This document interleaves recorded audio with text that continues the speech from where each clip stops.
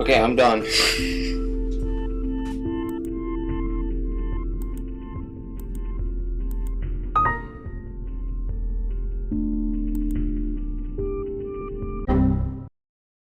This video is sponsored by Surfshark. Following the rise of reaction videos in the 2000s, where people would watch the most graphic, vile, or absurd content, two artists took it upon themselves to construct the worst video ever. This is a tale shrouded in mystery, and takes us through a history of internet culture, primarily the disturbing and morbidly curious parts of it. If you're the type of person that enjoys diving into internet mysteries such as these, safety and security are vital while being online. A great way to ensure you're protected is by getting Surfshark, today's sponsor. We've all heard the definition of a VPN spiel, but they encrypt the information sent between your device and the internet, keeping you and your data protected. By using Surfshark, not only are you safe while using the internet, but there's a lot of cool perks, like being able to change your location. I get to listen to the Black Dahlia Murder's new music the day before it's released in the US, because my computer thinks I'm in Australia. Surfshark has a special feature called Clean Web, which blocks annoying ads even on smart TVs. It also allows you to connect to public Wi-Fi without any worry, so bring your devices to Starbucks as often as your heart desires. If being protected online, changing your location at will, and avoiding pesky ads sounds good to you, try out Surfshark. Head to surfshark.com/KylieBoggly or use code KylieBoggly to get an extra 4 months free. There is a 30-day money-back guarantee if you aren't satisfied, so it's completely risk-free to give it a shot. Everything will be linked in the description. Now, let's get right into it. The year was 2012. Between September 18th and October 17th, 47 videos were uploaded to a YouTube channel, all with an identical title: Emily's Video Reaction. Thumbnails display a range of shock, confusion, disgust, and unsurprisingly, given the desensitization to content on the internet, laughter. In each upload, the same thing happens. It's a person, or people, seemingly reacting to something. Several cover their eyes, not even being able to look at this video they're supposed to be reacting to. A video that we aren't able to see for ourselves, and are left with our imaginations, filling in what horrors they could have possibly been subject to viewing. Oh. Oh my gosh.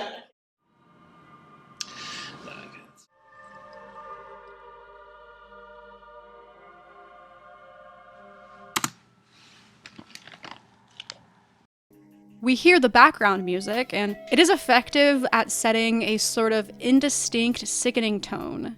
But that's pretty much all we're left with, other than, of course, the reactions on these viewers' faces. Where did this YouTube channel come from? And what was Emily's video? Was there a way to find it, to satiate the morbid curiosity of wanting to know what happened in it? Don't watch this shit. It's gross. Search for Emily's video, and you'll be provided with answers. Kind of. On a website URL purely consisting of ones and zeros, there's a brief description. Inspired by reaction videos that began to proliferate on the internet in the mid-2000s, Emily's video compiles viewers' reactions to an apparently horrible, mysterious footage, sourced from the darknet. The people shown represent a random selection of volunteers who replied to our online call. Those who responded were visited by a girl named Emily, hence the title, who would enter their homes to display the video, and record each reaction with a webcam. We later destroyed the original video. Who is we? I now introduce you to Eva and Franco Mattes, the creators and destroyers of said video. Both from Italy and born in 1976, the pair met in 1994 and quickly realized they had a commonality: the desire to make art. We thought it was fun to use the AC/DC kind of logo. Where the hell? Living in a small, isolated town, and overwhelmed with the idea of having to create their own aesthetic, the couple was unsure of where to begin. A year later, in 1995, a medium was presented to them that was accessible and full of wonder: the World Wide Web. These two have been pushing the limits and breaking boundaries since the dawn of the internet as we know it now, breaching the privacy of their own and others, and bordering on gray lines between what's ethical and what isn't, or what's legal. One of their first projects in the 90s was quite literally a collection of fragments they'd stolen from artworks over the course of 2 years. They developed a downloadable virus for fun. They visited Fukushima to make a copyright-free texture pack, assembled an Atari Pole Position 2 arcade cabinet that released carbon monoxide. After interviewing 100 internet moderators about memories of the content they've had to remove, they designed avatars with computer-generated voices that spoke in their place. Osama bin Laden video removal was done as a PR move. And for 3 years starting in 2001, they shared all of the contents of their personal computer with the entire internet. Emails, bank statements, everything. This was hosted on their website, 0100101101010101.org. That doesn't translate to some secret binary code. They specifically chose it as it's something you have to copy and paste because it's impossible to remember. If you copy and pasted the URL between 2001 and 3, you'd be greeted with, "Now you're in my computer." You were free to browse their private info to your heart's desire. So back to that site and to Emily's video. Viewers' reactions were first distributed through YouTube, then in 2013 were spliced into a 15-minute compilation. This was displayed on a large monitor and turned into an art exhibit. They add a quote from a book titled "Regarding the Pain of Others." It seems that the appetite for pictures showing bodies in pain is as keen, almost, as the desire for ones that shows bodies naked. No moral change attaches to the representation of these cruelties, just the provocation. Can you look at this? There is the satisfaction of being able to look at the image without flinching. There is the pleasure of flinching.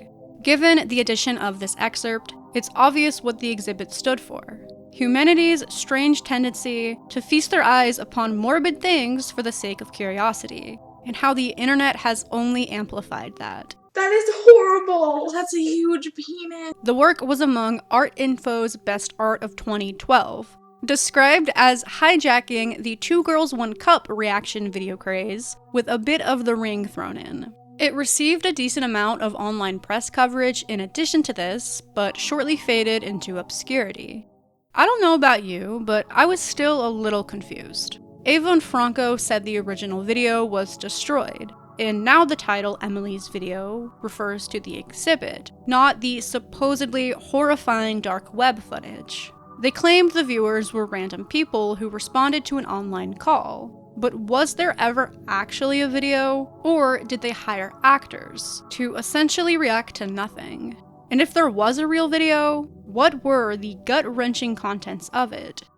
They'd previously sourced gore from the internet for a project back in the 90s. Darko Maver, a fictitious artist whom they assigned an elaborate backstory to, and would share images of his sculptures. The claim was they were made of wax, rubber, and fabric. Unbeknownst to everyone else, these weren't sculptures. They were photographs of real atrocities. They'd been taking it to the extreme for over a decade. I had little to no doubt in my mind these people were reacting to a genuinely vile video. And gathering footage for Emily's video wasn't their first rodeo of delving into the dark web. It wasn't foreign to them, and they've incorporated it in several projects. I know most of the deep web is not some scary thing where you hire hitmen, but I find it shocking how fearless they appear to be, remaining unbothered by things like giving up their privacy or having to scour through the disturbing side of the internet. Seeing horrible videos is one thing, but being so open about it all is another, if that makes sense. Eva Franco honestly gave the impression that they're fine with however you feel or whatever you think about them. They just want to invoke any thoughts or feelings. After digging around, I found the call for the project from August 2012. Crazy how that's 12 years ago now. We're working on a secret project and we need you. The only requirement was you had to live in New York. That way, Emily could bring the mysterious footage to you and be recorded on the webcam. Note, Emily's video is extremely graphic and extremely violent. Extremely. We don't recommend it to anybody. Although it was an event any New Yorker could volunteer to partake in, at least one of the participants was a friend of theirs. She wrote an article about the experience, and this is likely the most we will ever know about what Emily brought to those people's apartments. Marina prefaced with, "No, I cannot show you this video. It's bad. I'm not allowed to for various reasons, and I can't tell you what's on the video," but assured there wasn't any non-consensual sexual violence. I found this to be a relief. She said, "Piece it together from the worst real raw footage you can't admit you watched, say from Russia, juxtapose it with the disgusting, and sprinkle it with dread." Those that laughed plagued her. Although they did scatter comedic erotic cuts throughout, the images she saw were burned into her brain for weeks. It sounds like at some point there's gore in an outdoor winter setting, but that's all she let on. Here are the reactions that may give insight on what the video contained, but it still leaves plenty of room for speculation. This is torture. 352. Oh no, not this. What is he doing? I can hear it. I can hear it. What? I can hear him the cutting. Oh my god. He's getting Van Gogh on his ass. How is this art? It's murder. These people really don't know what they're doing. That's not what you do with that. Looks pretty much like Play-Doh. I've seen someone open like that. They had a disease. So that's what it was like. Those videos on the internet. I know that not knowing anything other than these external responses is the essence of Emily's video. The reaction videos are the sole proof of its existence. But it didn't feel like my journey was over.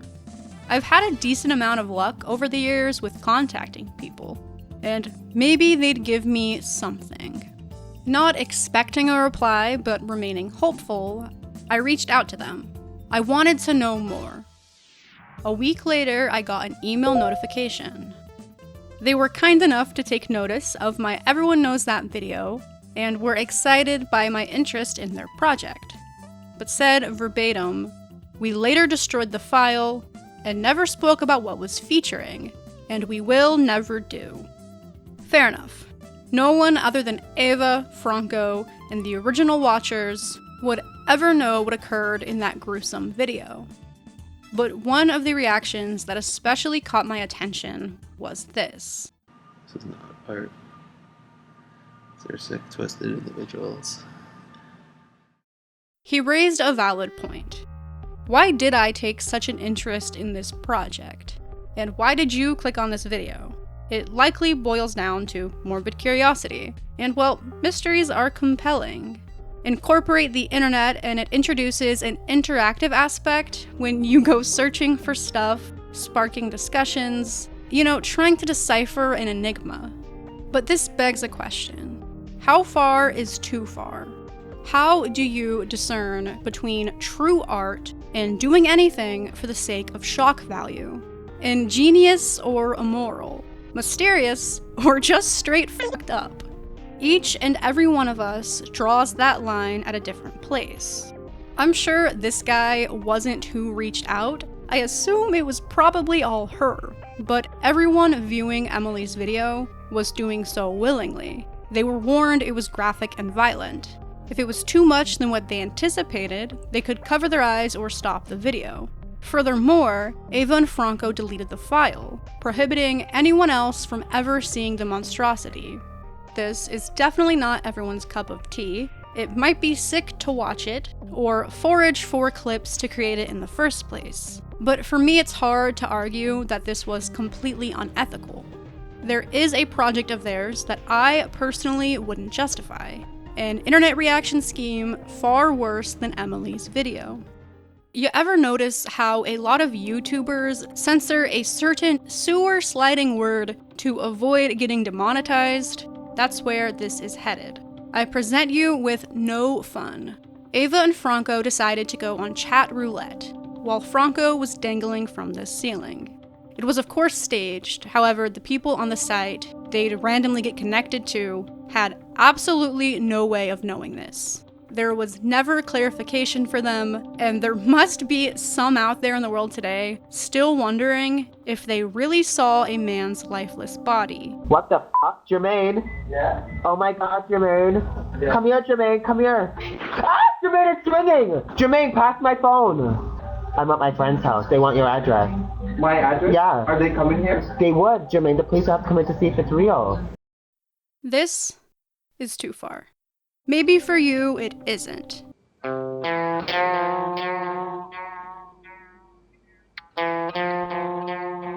My stance may perplex you since no fun was simulated and Emily's video was real. The distinction in my eyes is consent. I'm someone who grew up on the internet, was exposed to plenty I shouldn't have been, and suffered certain effects from it. For reference, I saw one man, one ice pick when I was 12. My perspective is sure. When you go on a website like Chat Roulette, you're signing up to see weird shit. Doesn't mean you're okay with viewing that. And children who unfortunately do visit those sites don't understand the ramifications. I'm not demonizing them, even if that seems confusing given my opinion, but they draw the line at a different place than me. Franco once said he specifically seeks out that moment of shock. So doing anything just for the sake of it means something else to him than it does me. It was enthralling to go through every work they did over the decades. Plenty I found myself appreciating the absurdity, and the majority were thought-provoking. And as the digital times change, so do they. When virtual world games were popular, they did in-game performances in Second Life. They had portraits of avatars printed as well. A man smashed one of these because he didn't like Eva and Franco's prints. Their response? Turned the demolished version into the new exhibit. When a piece of artwork meant to be used in a gallery was stolen, they submitted the incriminating CCTV footage instead. I sense no ounce of hypocrisy, and they don't take themselves too seriously. Two aspects I find admirable, even if particular works didn't sit right with me.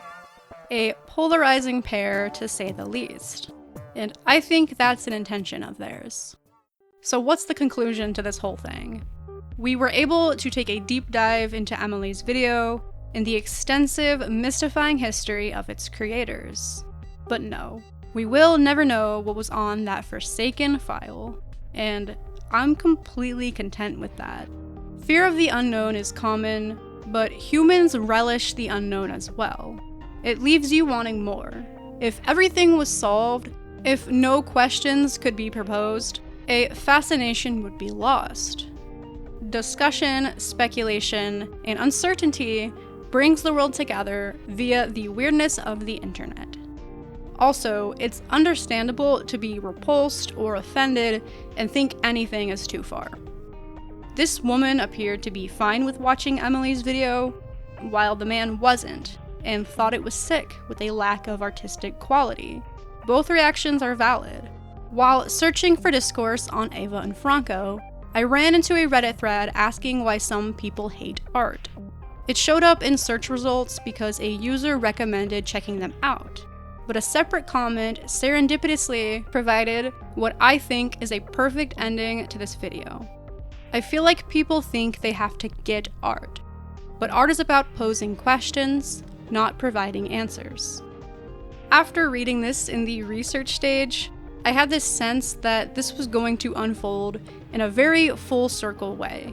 And truth be told, I have an inkling that I'm perpetuating and fulfilling the exact thing these artists wanted when they made Emily's video and commenced their internet journey back in 1995.